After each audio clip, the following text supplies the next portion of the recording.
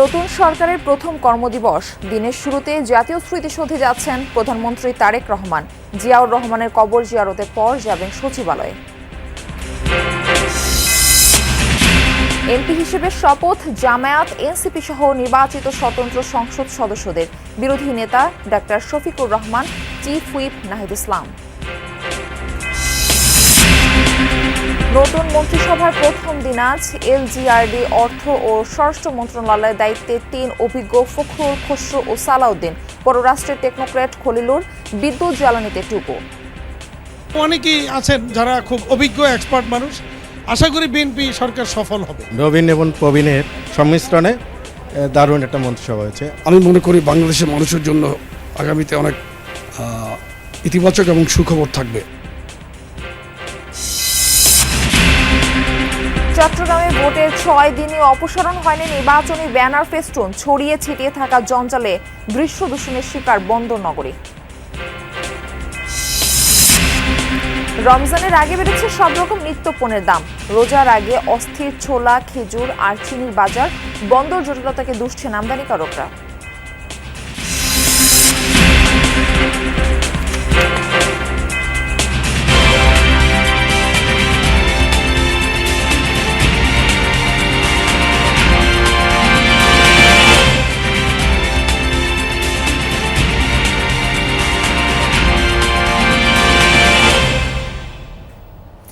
আমন্ত্রণ যমুনা নিউজে, আপনাদের সঙ্গে থাকছি আমি মারফি রহমান। এতক্ষণ শিরোনাম দেখছি। মুক্তিযুদ্ধের বীর শহীদদের প্রতি শ্রদ্ধা জানিয়ে নতুন সরকারের প্রথম দিনটি শুরু করবেন প্রধানমন্ত্রী তারেক রহমান।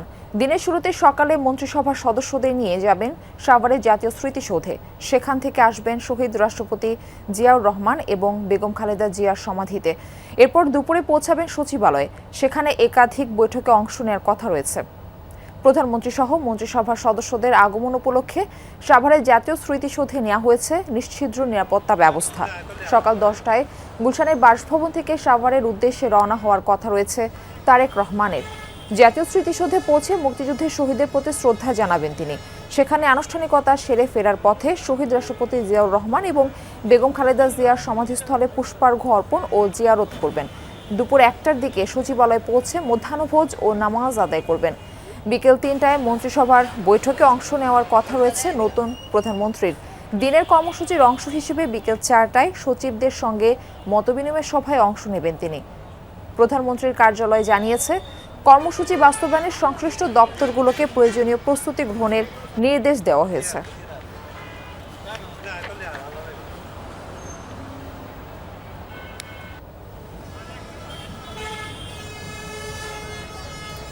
সাভারের জাতীয় স্মৃতিসৌধ এলাকায় আছেন সহকর্মী মাহফুজুর রহমান নিপু। আমরা তার কাছ থেকে সেখানকার আপডেট আপনাদের জানানোর চেষ্টা করব। নিপু, স্মৃতিসৌধে নতুন প্রধানমন্ত্রীর শ্রদ্ধা জানানো ঘিরে কেমন প্রস্তুতি দেখছেন? নিরাপত্তা সহ সার্বিক পরিস্থিতি একটু জানতে চাচ্ছি। মাফি, আসলে দেশের 11তম প্রধানমন্ত্রী তারেক রহমান তিনি কিন্তু তার মন্ত্রী পরিষদের সদস্যদের নিয়ে সাভারের জাতীয় স্মৃতিসৌধে আসেন বীর শহীদদের প্রতি শ্রদ্ধা জানাতেন। এই শ্রদ্ধা জানানোকে কেন্দ্র করে আজকে সাভার স্মৃতিসৌধ এলাকা, গোটা এলাকায় কিন্তু নিরাপত্তার চাদরে ঢেকেছে। অর্থাৎ যারা এই যে শ্রদ্ধা নিবেদন করতে আসবেন তাদের নিরাপত্তা দিতে আইন শৃঙ্খলা রক্ষাকারী বাহিনী বেশ তৎপর রয়েছে এবং 3 স্তরের নিরাপত্তা ব্যবস্থা কিন্তু আমরা দেখেছি। ভোর থেকেই আমরা দেখেছি আইন শৃঙ্খলা রক্ষাকারী বাহিনীর সদস্যরা তারা বিভিন্ন গুরুত্বপূর্ণ পয়েন্টগুলোতে এসেছেন এবং তারা যানবাহন তল্লাশি করছেন পোশাকে এবং সাদা পোশাকে। সব ধরনের নিরাপত্তার যে বিষয়টি সেটি কিন্তু আমরা দেখছি এবং প্রতিটি যানবাহন কিন্তু চেক করে ভিতরে প্রবেশ করাচ্ছেন। শুধু যে স্মৃতিসৌধের ভিতরে যানবাহন তল্লাশি করে ঢোকানো হচ্ছে এমনটি না। আপনি জানেন যে পথ যে তারেক রহমান আসবেন, প্রধানমন্ত্রী আসবেন শ্রদ্ধা নিবেদনের জন্য, সেই পথেও কিন্তু আমরা দেখেছি ট্রাফিক পুলিশের পক্ষ থেকেও কিন্তু নেওয়া হয়েছে বাড়তি নিরাপত্তা ব্যবস্থা। আমরা বিভিন্ন গুরুত্বপূর্ণ পয়েন্টেও কিন্তু সেখানে দেখেছি আইন শৃঙ্খলা রক্ষাকারী বাহিনীদের উপস্থিতি। তারা যাতে কোনো ধরনের জট জটিলতা সৃষ্টি না হয়, কোনো ধরনের অপ্রত্যাশিত ঘটনা না ঘটে, সেই বিষয়টি কিন্তু মাথায় রেখেই তারা নিরাপত্তা দায়িত্ব পালন করছেন। এরই মধ্যে কিন্তু আমরা গণপূর্তের সঙ্গে কথা বলেছি, তারা যেটা আমাদেরকে জানিয়েছেন তিনি স্মৃতিসৌধে আসবেন, এসে যে ধরনের রাষ্ট্রীয় রীতি রয়েছে সেটি পালন করে প্রায় 8 ঘন্টা অবস্থানের পর কিন্তু এই স্মৃতিসৌধ এলাকা ত্যাগ করবেন, এমনটি গণপূর্ত বিভাগের পক্ষ থেকে আমাদেরকে জানিয়েছেন। তবে আমরা আরেকটি বিষয় আপনাদেরকে জানিয়ে রাখি, এখানে কিন্তু সিসিটিভির আওতায় আনা হয়েছে বেশ কিছু গুরুত্বপূর্ণ এলাকা, সেখানেও কিন্তু নজরদারি রেখেছে। পোশাকে, সাদা পোশাকে আইন শৃঙ্খলা রক্ষাকারী বাহিনীর সদস্যরা যে নিরাপত্তা রয়েছে সেটা কিন্তু বেশ চোখে পড়ার মতো। তবে সবকিছু মিলিয়ে বলা চলে যে তার আগমনকে কেন্দ্র করে সাভারের জাতীয় স্মৃতিসৌধের চারপাশে কিন্তু কড়া নিরাপত্তা ব্যবস্থা জোরদার রয়েছে। নিপু, আপনাকে অনেক ধন্যবাদ আমাদের সঙ্গে যুক্ত হবার জন্য।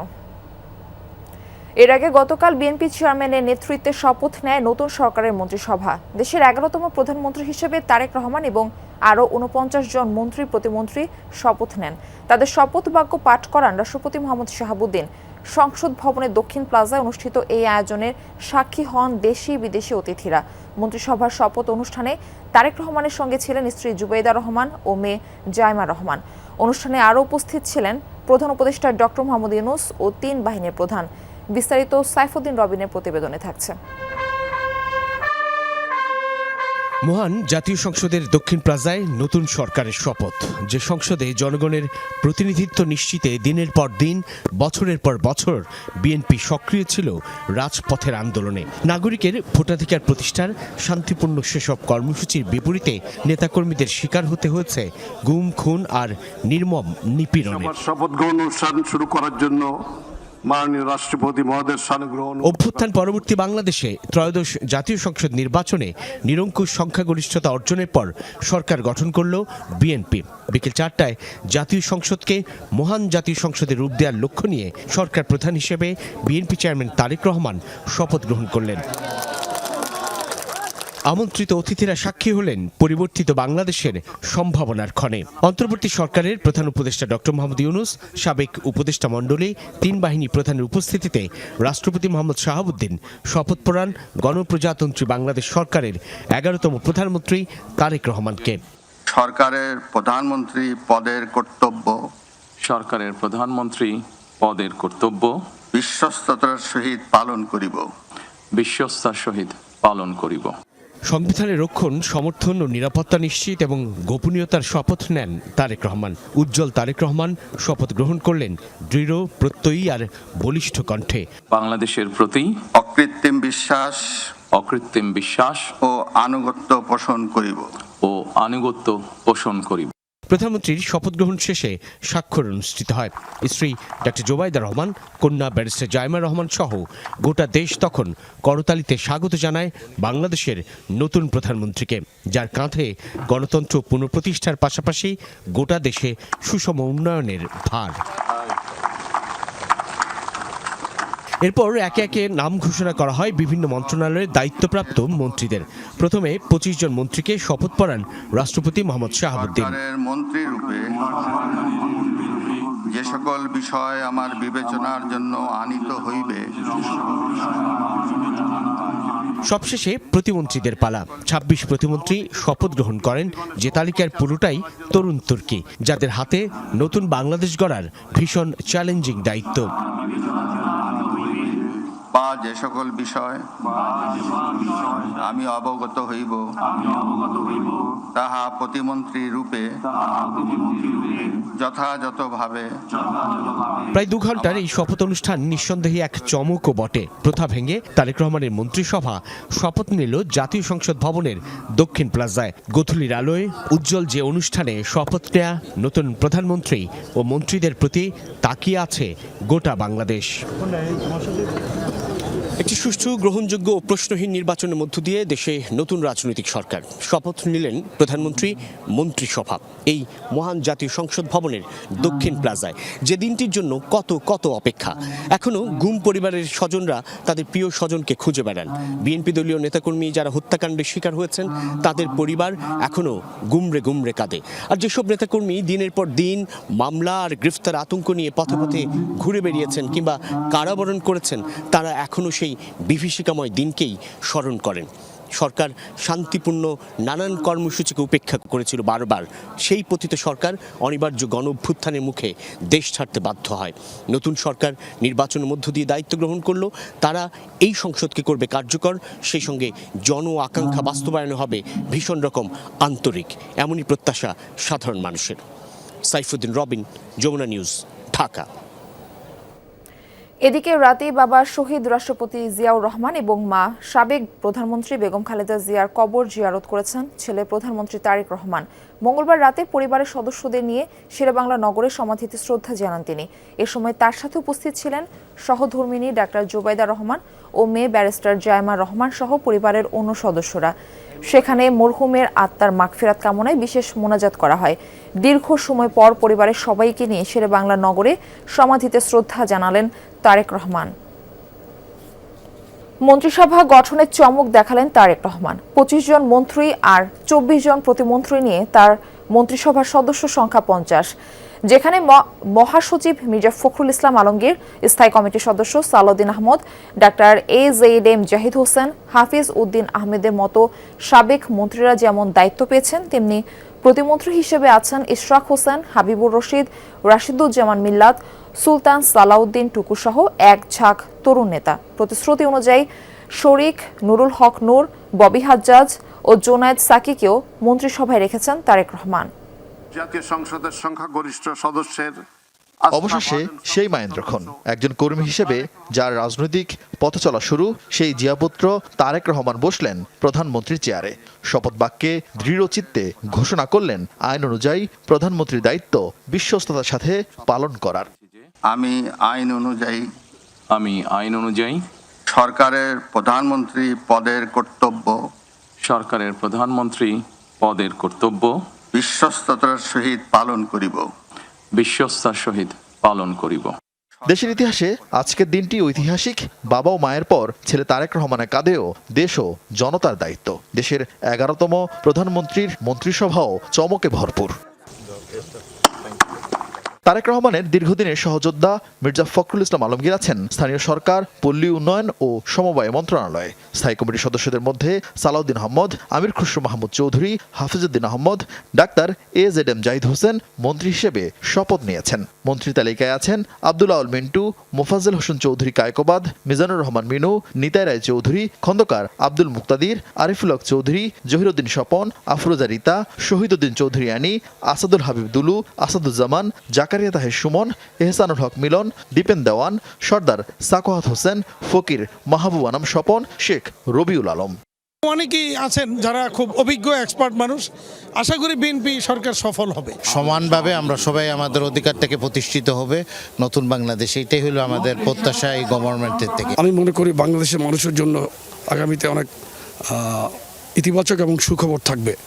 প্রতিমন্ত্রী হিসেবে শপথ নিয়েছেন রাশিদুজ্জামান মিল্লাত, অনিন্দু ইসলাম অমিত, শরীফুল আলম, শামা ওয়ায়েদ, সুলতান সালাউদ্দিন টুকু, কায়সার কামাল, ফরাদ হোসেন আজাদ, মীর হেলাল, হাবিবুর রশিদ, রাজিবা হাসান, আব্দুল বারি, মীর শাহে আলম, শেখ ফরিদুল ইসলাম, ইশরাক হোসেন, ইকবাল হোসেন, মুহিদ, ইয়াসির খান চৌধুরী, আহমেদ সোহেল মঞ্জুর, আলী নেওয়াজ মাহমুদ খৈয়াম।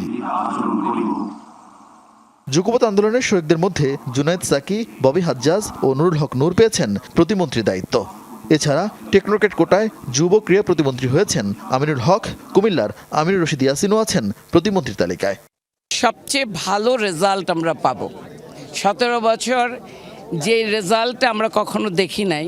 নবীন এবং প্রবীণের সংমিশ্রণে দারুণ একটা মন্ত্রিসভা হয়েছে এবং এখানে দেখুন দীর্ঘ 17 বছরের ত্যাগ, তিতিক্ষা, আন্দোলন সংগ্রামে যারা নেতৃত্ব দিয়েছেন তাদেরকে কিন্তু প্রাধান্য দিয়েছে। তবে মন্ত্রী তালিকায় চমক তৈরি করেছে সদ্য বিদায়ী সরকারের বিশেষ সহকারী খলিলুর রহমানের নাম। মা খালেদা জিয়ার পথ অনুসরণ করে বড়সড় মন্ত্রিসভায় করলেন প্রধানমন্ত্রী তারেক রহমান। তবে তার সরকারের জন্য সবচেয়ে বড় চ্যালেঞ্জ হয়ে দাঁড়াবে অর্থনীতি পুনর্গঠন, কর্মসংস্থান সৃষ্টি সহ বেশ কিছু চ্যালেঞ্জ। তবে শেষ পর্যন্ত তার মন্ত্রিসভা কতটুকু সফল হয় সময় তার উত্তর দেবে। আরেফিন শাকিল, যমুনা নিউজ, ঢাকা। সংসদের বিরোধী দলীয় নেতা নির্বাচিত হয়েছেন জামায়াতের আমির ডাক্তার শফিকুর রহমান। উপনেতার দায়িত্ব পালন করবেন জামায়াতের নায়েবে আমির ডাক্তার সৈয়দ আব্দুল্লাহ মোহাম্মদ তাহের। বিরোধী দলীয় চিফ হুইপ হয়েছেন জাতীয় নাগরিক পার্টির আহ্বায়ক নাহিদ ইসলাম। সংসদ সদস্যদের শপথ নেওয়ার পর সংসদীয় বোর্ড সভায় সর্বসম্মতিক্রমে এই সিদ্ধান্ত নিয়েছেন বিরোধী দলীয় সংসদ সদস্যরা।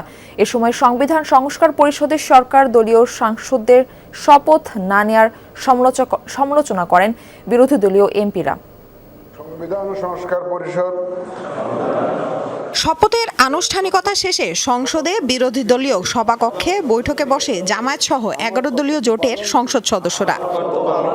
লম্বা সময় ধরে চলে এ বৈঠক। সিদ্ধান্ত হয় সংসদে বিরোধী দলীয় নেতা হচ্ছেন জামায়াত আমির শফিকুর রহমান, উপনেতা হচ্ছেন ডাক্তার সৈয়দ আব্দুল্লাহ মোহাম্মদ তাহের। বৈঠক শেষে গণমাধ্যমকে বিরোধী দলীয় নেতা জানান, সংস্কারের পক্ষে গণভোটের রায়কে সম্মান করে জুলাইকে সম্মান করেছে জামায়াত। শপথ না নিয়ে সরকারি দল জুলাইকে উপেক্ষা করেছে বলেও অভিযোগ তার। আমরা গণভোটের রায়কে সম্মান করেছি, জুলাইয়ের আকাঙ্ক্ষাকে সম্মান করেছি, যারা আমাদেরকে ভোট দিয়েছেন তাদেরকে সম্মান করেছি এবং আমরা একমত হয়েছি যে এই শপথ নেওয়া আমাদের কর্তব্য। তবে আমরা মনে করি সরকারি দল শপথ না নিয়ে তারা জুলাইকে উপেক্ষা এবং অবজ্ঞা করেছেন।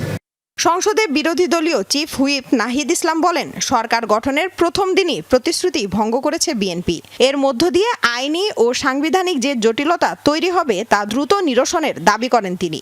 নাহিদ ইসলাম আরও বলেন, ইলেকশন ইঞ্জিনিয়ারিং এর যে অভিযোগ করা হচ্ছিল তা প্রমাণিত হয়েছে অন্তর্বর্তীকালীন সরকারের উপদেষ্টা খলিলুর রহমানকে মন্ত্রী করার মধ্য দিয়ে। খলিলুর রহমান উনি যদি বিএনপির সরকারে মন্ত্রী হন বা সরকারের অংশ হন, তাহলে কিন্তু একটা প্রশ্ন উঠবে যে আগের অন্তর্বর্তী সরকারে উনি তাহলে ওই রাজনৈতিক দলের পক্ষ হয়ে কাজ করেছেন। এবং নির্বাচনে যে ইঞ্জিনিয়ারিংয়ের কথা আমরা বলতেছি, আমরা যেটা দেখলাম যে কারচুপি হলো, ফলাফলে কারচুপি হলো এবং অনেকগুলো আসন হারিয়ে দেওয়া হলো আমাদেরকে, এবং পরিকল্পনা করে 2/3 আসন সরকারি দল নিয়ে নিল। এই সংবিধান সংস্কার যাতে না হয়, এই জটিলতা, এটা কিন্তু পুরাটা একটা ইঞ্জিনিয়ারিং আজকে আমরা দেখতে পাচ্ছি। বিরোধী দলীয় নেতা জানান, দেশ ও দেশের স্বার্থের বিরুদ্ধে কোনো কিছু দেখলে দেশের জনগণকে সাথে নিয়ে প্রতিবাদ আর প্রতিরোধ করবে এই বিরোধী দল। বিভিন্ন জায়গায় হামলা ভাঙচুর বন্ধে সরকারকে পদক্ষেপ নেওয়ার আহ্বানও জানান তিনি। আমরা বিদায় নেই। আল্লাহ হাফেজ। লামিয়া তিথি, যমুনা নিউজ, ঢাকা। দেশে নতুন সরকার, নতুন মন্ত্রিসভা। এবার কি তবে নতুন কিছু জুটবে সাধারণ মানুষের ভাগ্যে? দুবেলা ভাত, নিরাপদে ঘরে ফেরার নিশ্চয়তা চায় শ্রমজীবী মানুষ। ফ্যাসিবাদ, দুর্নীতিমুক্ত জনমানুষের কথা বলবে এমন এক সংসদ চায় তারা।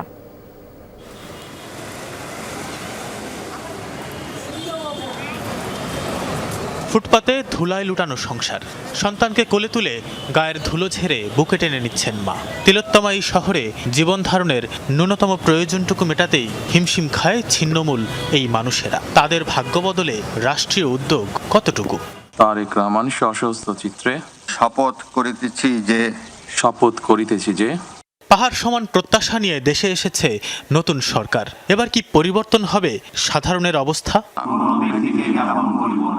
দীর্ঘদিনের রাজনৈতিক দুর্বৃত্তায়নে ভুলুণ্ঠিত জন আকাঙ্ক্ষা, অনিয়ম, দুর্নীতি যেন অনেকটাই নিয়মে পরিণত হয়েছিল।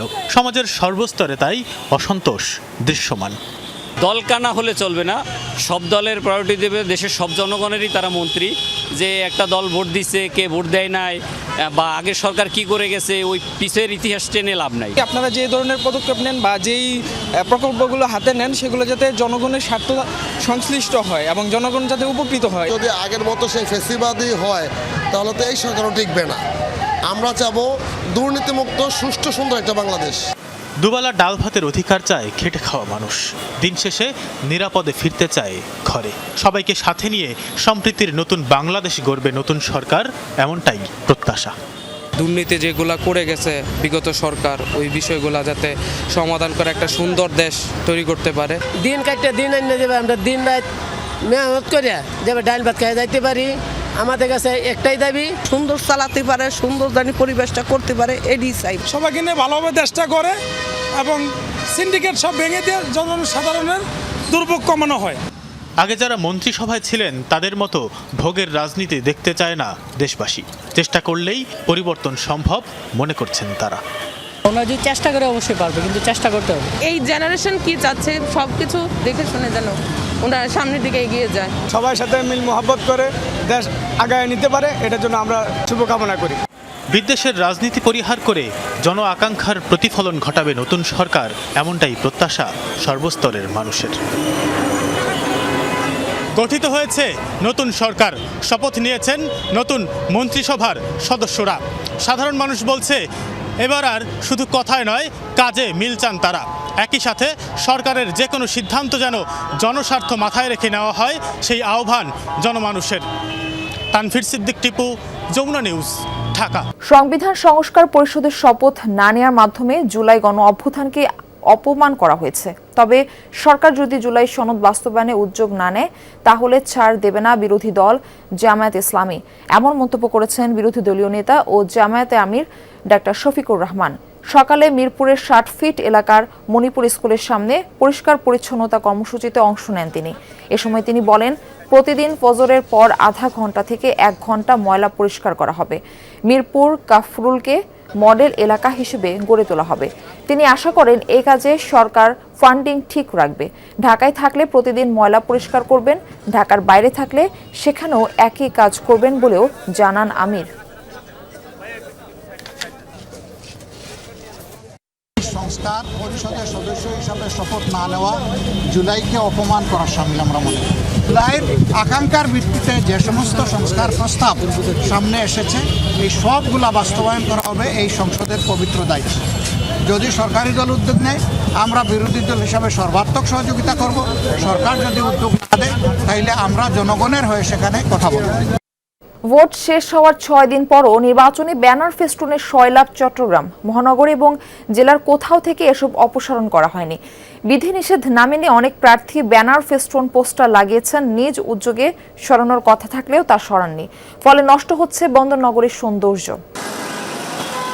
চট্টগ্রাম মহানগর এবং জেলার সব সংসদীয় এলাকার চিত্র এখন এমন। ভোট শেষ হয়ে গেলেও প্রতিটি এলাকার দেয়ালে এবং রশিতে ঝুলছে বিভিন্ন দলের প্রার্থীদের ব্যানার ফেস্টুন পোস্টার। অনেক এলাকায় সরেনি অস্থায়ী নির্বাচনী ক্যাম্পও, ফলে নষ্ট হচ্ছে নগরীর সৌন্দর্য। অনেক জায়গায় ব্যানার এখনো রয়ে গেছে, এগুলো তো আসলে সৌন্দর্যের বিষয় আছে, তো দেখলাম যেগুলো এখনো খোলা হয়নি। সিটি কর্পোরেশনের যারা পরিচ্ছন্ন বিভাগে কাজ করে ওনাদের ছিল শহরের সৌন্দর্য রক্ষার্থে পোস্টার ব্যানারগুলো সরাই ফেলা। আর যেসব প্রার্থীদের আছে ওনারা যদি নিজ দায়িত্বে এগুলো সরাই ফেলে তাহলে আমরা বুঝে নিব হচ্ছে ওনারা দেশের সৌন্দর্য বর্ধনে কাজ করবে, যেগুলো হচ্ছে সৌন্দর্য বৃদ্ধিতে কাজ করবে। নির্বাচনের সময় পোস্টারের যে ছেয়ে যাওয়া সেটা ছিল না, কিন্তু যেখানে আমাদের এখন ফেস্টুনগুলো লাগাইছি, ব্যানার লাগিয়েছে, সেই ব্যানারগুলো ভোট শেষ হয়েছে 12 তারিখ, কিন্তু আমি দেখেছি ফেসবুকে অনেক জায়গায় শুরু হয়েছে, বাট চট্টগ্রামে কিন্তু এটা বিন্দু পরিমাণও আমি দেখিনি। এটা প্রতিটি দলেরই আমি দেখেছি ব্যানারগুলো এখনো ঝুলছে। বিধিনিষেধ উপেক্ষা করে লাগানো ব্যানার ফেস্টুন পোস্টার নিয়ে নির্বাচন কমিশনের তদারকি নেই, প্রার্থীরাও নির্বিকার। ব্যানারগুলো যে অপসারণ করা দরকার, এই শহরটা যে তাদেরও শহর এবং শহরবাসীর প্রতি যে তাদেরকে দায়বদ্ধ আছে এটা অনেক সময় তারা ভুলে যান। সো আমার মনে হয় এটা প্রত্যেক দলেরই এই দায়িত্বটা নেওয়া উচিত, বিশেষ করে নেতাদের, তাদের কর্মীদেরকে লাগানোর কাজে যেমন তারা ছিলেন, অপসারণের কাজেও যেন তারা ঠিক একইভাবে শহরকে ওন করে এই কাজগুলো করে। অপসারণে দ্রুত ব্যবস্থা গ্রহণের কথা জানান সিটি কর্পোরেশনের মেয়র। আমরা অলরেডি বলেছি ব্যানারগুলো সরিয়ে ফেলার জন্য, যদি তারা না সরে তাহলে আমরা আমাদের সিটি কর্পোরেশনের পক্ষ থেকে করব। তবে এখানে একটা সংস্থা আমাদের সাথে দেখা করেছে, তারা ব্যানারগুলোর মাধ্যমে কিছু কাপড়ের ব্যাগ তারা করতে চাচ্ছে, যেগুলো তারা হয়তো বা বিভিন্নভাবে ইউজ করতে চায়। তা আমরাও তারা যদি সেগুলো করতে পারে, ব্যানারগুলো আমরা তাদেরকে দিয়ে দেবো, তারা সেগুলো কাপড়ের ব্যাগ তারা করবে আর কি। শহীদুল সুমন, যমুনা নিউজ, চট্টগ্রাম। কুষ্টিয়ার পদ্মা নদী ও চরাঞ্চল ঘিরে গড়ে উঠেছে একাধিক ছোট বড় সন্ত্রাসী বাহিনী। বিগত বছরগুলোতে রাজনৈতিক নেতাদের ছত্রছায়া থাকলেও ২৪-এর পট পরিবর্তনের পর বাহিনীগুলো আরও বেপরোয়া হয়ে উঠেছে। রাজশাহী, পাবনা, নাটোর ও কুষ্টিয়ার চরাঞ্চলের এসব সশস্ত্র বাহিনীর অপরাধী চিত্র তুলে ধরেছেন সহকর্মী রুহুল আমিন বাবু। 2 পর্বের ধারাবাহিক প্রতিবেদনের আজ থাকছে প্রথম পর্ব। কুষ্টিয়া, রাজবাড়ী এবং পাবনা এই 3 জেলার পদ্মা নদীর সীমানা এলাকা এটি এবং দুর্গম চরাঞ্চল। এখানেই বিভিন্ন এলাকার অপরাধী এবং সন্ত্রাসীরা এইসব চরাঞ্চলে অবস্থান করে এবং তাদের নিরাপদ আশ্রয়স্থল হিসেবেও পরিচিত এই এলাকাটি। এর কারণ হলো এই 3 জেলার কোনো জেলার পুলিশই ঠিকঠাক মতো এই সব জায়গাতে পৌঁছাতে পারেন না এবং তাদের যেসব জায়গায় আস্তানা সেটি খোঁজ পাওয়া অনেকটা দুঃসাধ্য ব্যাপার। আর এখান থেকেই শুরু হয় কুষ্টিয়ার পদ্মা নদীর যে অপরাধ জগৎ, সেটি শুরু হয় এই এলাকা থেকে। স্থানীয়রাও তটস্থ থাকেন এসব অপরাধীদের ভয়ে। তোদের চর ছাত্রের নিরাপত্তা এমনিতে বেশি থাকে। ওই যে বনের চর আছে, ওইদিকে আর এক চর আছে, এই জন্য এদিকে পুলিশের চাপ খুবই কম। বাহিনী অত্যাচার এটা তো চাই না, আমরা চাই ভালোভাবে রাষ্ট্র চলুক, আমাদের সমস্যা না হয় সেটাই আমার ভালো। এই সকল সন্ত্রাসী বাহিনীর মুখোমুখি হতে চাই যমুনা টেলিভিশন। আমরা রওনা হই কুমারখালী উপজেলার শিলাইদহ খেয়াঘাটে। কুষ্টিয়া কুমারখালী উপজেলার চরসাদিপুর ইউনিয়ন এবং পাবনার বড় একটি অংশের চরাঞ্চলের যেসব সন্ত্রাসীরা রয়েছে, যারা চর এবং নদীপথ নিয়ন্ত্রণ করে, তাদের কাছে পৌঁছাতে হলে এমন দুর্গম অনেক রাস্তা পাড়ি দিয়ে সেখানে যেতে হয়।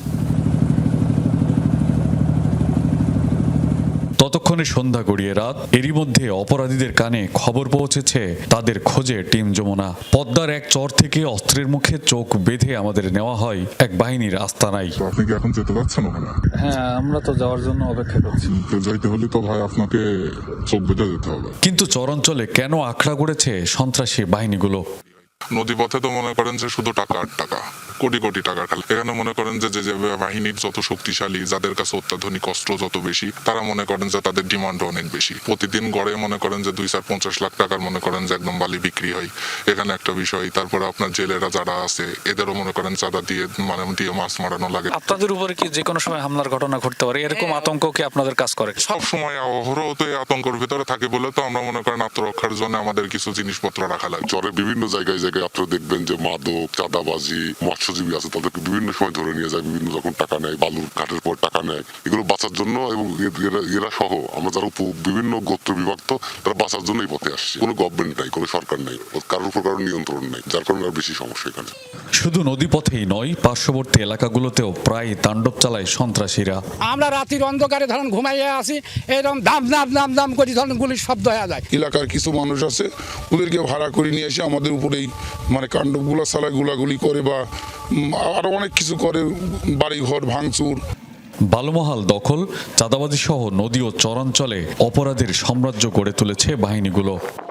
প্রত্যেকটা জায়গায় চাঁদা দেওয়া লাগতে, এখান থেকে খালি এইটুকু না, এই যতটুকু যা লাগবে একদম কুষ্টিয়া শেষ না পর্যন্ত চাঁদা দেওয়া লাগবে। মাছের ডালাডলি নিয়ে যাইতি, আপনার হচ্ছে বালুল্লাহ নিলে চাঁদা নিতি, আবার দেখা যাচ্ছে যারা হচ্ছে ব্যাগটার ফেলাইতি ওদের কাছ থেকে নিতি, এইরকম বিভিন্ন ধরনের চাঁদাপত্র সবাই তুলছে। চরে কলা বাগানে শুনে ওই সরকারটা চরতে আসি, তোমার এরকম গোলাগুলি করেছে, ডেঙ্গাই লাবি, গরু বাছুর নিয়ে গেছে, দাবড়া ঠিক আছে, দেশের লোহে মানসিক মারও হচ্ছে।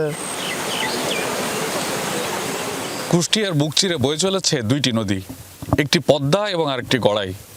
এই দুই নদীকে কেন্দ্র করে গড়ে উঠেছে শত শত কোটি টাকার ব্যবসা এবং এইসব ব্যবসাকে নিয়ন্ত্রণ নিতেই চরাঞ্চলেও গড়ে উঠেছে বেশ কিছু সশস্ত্র বাহিনী। কুষ্টিয়া খোকসা উপজেলার সীমানা থেকে কুমারখালী উপজেলার কালুয়া গ্রাম পর্যন্ত আমরা যেসব বাহিনী বসবাস করে তাদেরকে দেখানোর চেষ্টা করেছি। আগামী পর্বে থাকবে কুষ্টিয়া সদর উপজেলার হরিপুর থেকে দৌলতপুর সীমান্ত এলাকা পর্যন্ত চরাঞ্চলে যেসব বাহিনী বসবাস করে তাদের বিষয়ে বিস্তারিত। রুহুল আমিন বাবু, যমুনা নিউজ, কুষ্টিয়া। রমজানের প্রস্তুতি হিসেবে সব রকম নিত্যপণ্যের পর্যাপ্ত মজুত করা হয়েছিল। অনেক পণ্যের উপর থেকেই কমানো হয় আমদানি শুল্ক, তবে কোনো কিছুতে লাভ হলো না। রোজার আগেই বেড়েছে ছোলা, খেজুর আর চিনির দাম। আমদানিকারকরা বলছেন বন্দর জটিলতায় কদিন পরে পণ্য খালাস বন্ধ ছিল, সরবরাহ ব্যাহতের প্রভাব পড়েছে দামে। তবে অসাধু সিন্ডিকেটদের রুখতে বাজার মনিটরিং জোরদারের তাগিদ সকলের। চাহিদা যা ছিল একটু বেশি বাড়ছে। রমজানের আগে দাম বাড়ার কোনো সম্ভাবনা আছে? না, কম পড়বে, বাড়বে না। আগে যে ছোলা আমরা প্রতি টন ইম্পোর্ট করতাম আপনার $650, বর্তমানে সেটা $480 থেকে $500 মধ্যে দাঁড়িয়েছে। রোজায় সবচেয়ে বেশি চাহিদা যে খাদ্যপণ্যের সেই ছোলার মজুদ নিয়ে আশ্বস্ত করেছিলেন আমদানিকারকরা, অথচ মাস দেড়েকের ব্যবধানে বাস্তবতা সম্পূর্ণ ভিন্ন। মানভেদে ছোলার কেজিতে বেড়েছে অন্তত 5 টাকা। বেশ কয়েকদিন পর্যন্ত অস্থিরতা চলতেছে, পণ্য অর্থাৎ পাইপ লাইনের পণ্য সরবরাহ ঠিক মতো হচ্ছে না। নিম্নমানের যে পণ্যগুলো ছোলাগুলো ছিল, যেগুলো 68 টাকা, এখন সেগুলো প্রায় 72 টাকা বিক্রি হচ্ছে, আর যেগুলো 80 টাকা ছিল এগুলো 85 টাকা বিক্রি হচ্ছে। যে খেজুর ছাড়া ইফতার অসম্পূর্ণ, রমজানে তার চাহিদা 65,000 মেট্রিক টন, বিপরীতে আমদানি 15,000 টন বেশি। তার উপর আমদানি শুল্ক 25 থেকে কমিয়ে করা হয়েছে 15%। তবুও ধরনভেদে 30 থেকে 100 টাকা দর বেড়েছে এই খাদ্যপণ্যের।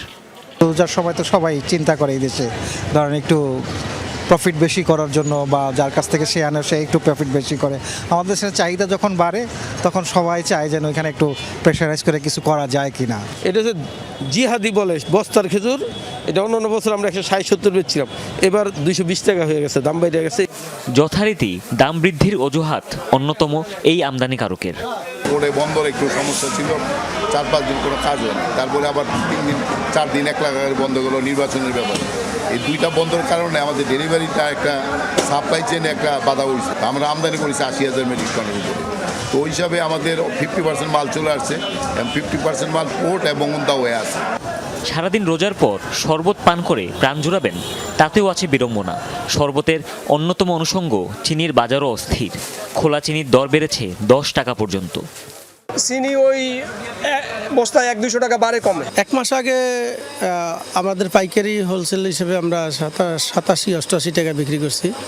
সেই চিনি মাঝখানে 90-92 টাকা হয়েছে, এখন 95-94-95 পাইকারি কেনা পড়ে আর কি। অপরিবর্তিত পণ্যের তালিকায় একমাত্র ভোজ্য তেল, বোতলজাত কিংবা খোলা সয়াবিন মিলছে সরকার নির্ধারিত দামে। ভোক্তারা বলছেন, রমজানে সারা বিশ্বে যখন নিত্যপণ্যের দাম কমে, বাংলাদেশে বরাবরই উল্টো চিত্র। রোজায় বাজার কঠোরভাবে মনিটরিংয়ের দাবি জানিয়েছেন তারা। হুমায়ুন রশিদ, যমুনা নিউজ, ঢাকা। ত্রয়োদশ সংসদ নির্বাচনে দিনাজপুর 6 আসনে বিএনপির জয় তাৎপর্যপূর্ণ বলে মনে করেন এই এলাকার ভোটাররা। দীর্ঘ 2 দশক ধরে আওয়ামী লীগ নিয়ন্ত্রিত এই ঘাঁটিতে বিএনপির বিজয় তাদের রাজনৈতিক প্রত্যাবর্তনের প্রমাণও। এই আসনে জয়ী বিএনপি প্রার্থী ডাক্তার AZM জাহিদ হোসেনের ভাবমূর্তিতে আস্থা রেখে তাকে সমর্থন দিয়েছেন মানুষ, প্রত্যাশাও অনেক। সর্বস্তরের মানুষের পাশে দাঁড়ানোর প্রতিশ্রুতিও দিয়েছেন নবনির্বাচিত এই সংসদ সদস্য। দিনাজপুর 6 আসন, পরিচিত আওয়ামী লীগের দুর্গ হিসেবে। দীর্ঘ 2 দশক পর সেই দুর্গে আঘাত এনেছে বাংলাদেশ জাতীয়তাবাদী দল বিএনপি। 2001 সালের পর এই আসনে জয় পায় তারা। 2008 থেকে 24 পর্যন্ত আওয়ামী লীগের নিয়ন্ত্রণে থাকা আসনে বিএনপির রাজনৈতিক প্রত্যাবর্তনের বড় প্রমাণ এই ত্রয়োদশ জাতীয় সংসদ নির্বাচন। জেলার নবাবগঞ্জ, বিরামপুর, হাকিমপুর এবং ঘোড়াঘাট উপজেলা নিয়ে গঠিত দিনাজপুর 6 আসনে এবারের নির্বাচনে প্রার্থী ছিলেন 7 জন। হাড্ডাহাড্ডি লড়াই হয়েছে জামায়াত প্রার্থী আনোয়ারুল ইসলাম ও বিএনপি প্রার্থী ডাক্তার AZM জাহিদ হোসেনের মধ্যে। ভোটের ব্যবধানও ছিল খুব কম। ডাক্তার জাহিদ হোসেনের রাজনৈতিক অভিজ্ঞতা ও ব্যক্তিগত ভাবমূর্তি তার এই অর্জনের পথ সুগম করেছে, এমনটাই অভিমত ভোটারদের।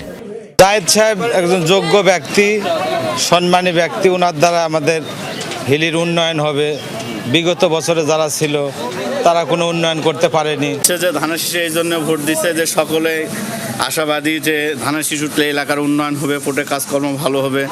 দীর্ঘ বিরতির পর নির্বাচনী পরিবেশ তৈরি ও একচেটিয়া প্রভাবের বাইরে এসে ভোটারদের মধ্যে পরিবর্তনের প্রত্যাশাই ভোটের মাঠে প্রতিফলিত হয়েছে বলে মনে করেন ভোটাররা। এবারে সুন্দর নির্বাচন হয়েছে, সঠিক স্বচ্ছ নির্বাচন। ওনার কাছে আশা আকাঙ্ক্ষা আমাদের যে সুষ্ঠুভাবে যেন আমরা চলতে পারি। দীর্ঘ 20 বছর পর বিএনপির বিজয় রাজনৈতিকভাবে বেশ তাৎপর্যপূর্ণ। ভোটারদের প্রতি কৃতজ্ঞতা জানিয়েছেন ডাক্তার জাহিদ হোসেন। সকলকে নিয়ে দেশের উন্নয়নে কাজ করার অঙ্গীকার করেন তিনি। এখানকার বেশিরভাগ মানুষ দারিদ্র সীমার নিচে আছে, তাদের দারিদ্রতা বিমোচন এবং দুবেলা পেট পুড়ে খেতে পারে এইটার ব্যবস্থা এবং এই ধরনের কর্মসংস্থানের ব্যবস্থা, এটা হলো নাম্বার 1 প্রায়োরিটি। এই এলাকার মানুষদেরকে নিয়ে এবং আমার দলের হয়ে আমি সবার সাথে কাজ করতে আগ্রহী। আওয়ামী লীগের শাসন থেকে মুক্তি পেয়ে তাদেরই ঘাঁটিতে বিএনপির প্রভাব কতটা দীর্ঘস্থায়ী হবে, এখন সেই সমীকরণের হিসেব মেলাচ্ছেন সাধারণ ভোটাররা। আফরোজা লামিয়া, যমুনা নিউজ। সৌদি আরবে পবিত্র রমজান মাসের চাঁদ দেখা গেছে। বুধবার থেকে সৌদি আরব সহ বিশ্বের বিভিন্ন দেশে শুরু হবে সিয়াম সাধনা। হারামাইন শরীফের পক্ষ থেকে এই তথ্য নিশ্চিত করা হয়। এসব দেশে মঙ্গলবার রাত থেকেই তারাবির নামাজ আদায় হচ্ছে। এদিকে তুরস্ক, ওমান, সিঙ্গাপুর এবং অস্ট্রেলিয়ায় বৃহস্পতিবার থেকে শুরু হবে রোজা। চাঁদ দেখা সাপেক্ষে বৃহস্পতিবার থেকে বাংলাদেশে রোজা শুরুর কথা রয়েছে। মাদক পাচারের অভিযোগে প্রশান্ত মহাসাগর ও ক্যারিবিয়ান সাগরে 3টি নৌযানে হামলা চালিয়েছে যুক্তরাষ্ট্র। এতে প্রাণ গেছে কমপক্ষে 11 জনের। মার্কিন সাউথ কমান্ড নিশ্চিত করেছে এই তথ্য। সোমবার এই হামলাগুলো চালানো হয়। এর মধ্যে পূর্ব প্রশান্ত মহাসাগরে হামলায় 8 জন নিহত হয়েছে। বাকি 3 জনের মৃত্যু হয়েছে ক্যারিবীয় জলসীমায়। মাদক পাচার ও বিস্তার রোধে গেল সেপ্টেম্বর থেকে আন্তর্জাতিক জলসীমায় অভিযান চালাচ্ছে যুক্তরাষ্ট্র, যাতে এখন পর্যন্ত অন্তত 145 জনের প্রাণ গেছে।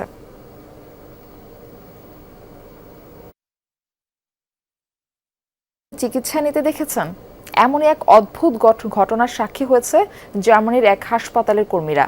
আহত হয়ে নিজেই হাসপাতালের দরজায় হাজির হয় পাখিটি। ঠোঁট দিয়ে ঠোকাঠুকি করে মনোযোগ আকর্ষণ করে সবার। শেষমেশ চিকিৎসাও নিয়েছে। প্রতিদিনের মতোই কর্মব্যস্ত একটি দিন কাটছিল জার্মানির এই হাসপাতালের কর্মীদের। ভাবতেও পারেননি মানুষের বদলে হঠাৎ একটি পাখির চিকিৎসায় ছুটোছুটি করতে হবে তাদের। হাসপাতালের জরুরি বিভাগের দরজায় ঠোঁট দিয়ে আঘাত করছিল বন্য পাখিটি। শুরুতে অত পাত্তা না দিলেও পরে এর কারণ বুঝতে পারেন হাসপাতাল কর্মীরা। পাখিটির ঠোঁটে একটি মাছ ধরার বড়শি আটকে যাওয়ায় সাহায্য চাইতে হাসপাতালের দ্বারস্থ হয় সে। Tatsächlich bei uns hilfesuchend ein Kormoran vorgestellt. কর্মোরেট পাখিটি সাহায্য চাইতে এখানে এসেছিল। পাখিটি নিজে নিজেই জরুরি বিভাগ খুঁজে বের করে দরজায় ঠোঁট দিয়ে ঠোকাতে থাকে। এভাবে সে আমাদের মনোযোগ আকর্ষণ করতে চাইছিল। কর্মোরেট পাখিটির অসুস্থতার কারণ শনাক্ত হলেও পাখির চিকিৎসার কোনো অভিজ্ঞতা ছিল না হাসপাতাল কর্মীদের। তাই তৎক্ষণাৎ জরুরি বিভাগের কর্মীদের খবর দেওয়া হয়। বড়শিটা খুব শক্তভাবে পাখিটির ঠোঁটে আটকে ছিল। আমরা সেটি বের করার চেষ্টা করে ব্যর্থ হলে ফায়ার ব্রিগেডে খবর দেই। তারা বোল্ট কাটার দিয়ে হুকের কিছু অংশ কেটে দিলে শেষমেশ আমরা তা বের করতে সক্ষম হই। ঠোঁট থেকে বড়শি বের করার পর পাখিটিকে বনে মুক্ত করে দেওয়া হয়। প্রাণপ্রতিম কুণ্ডু, যমুনা নিউজ। এই ছিল যমুনা নিউজ। এতক্ষণ সাথে থাকার জন্য সবাইকে ধন্যবাদ।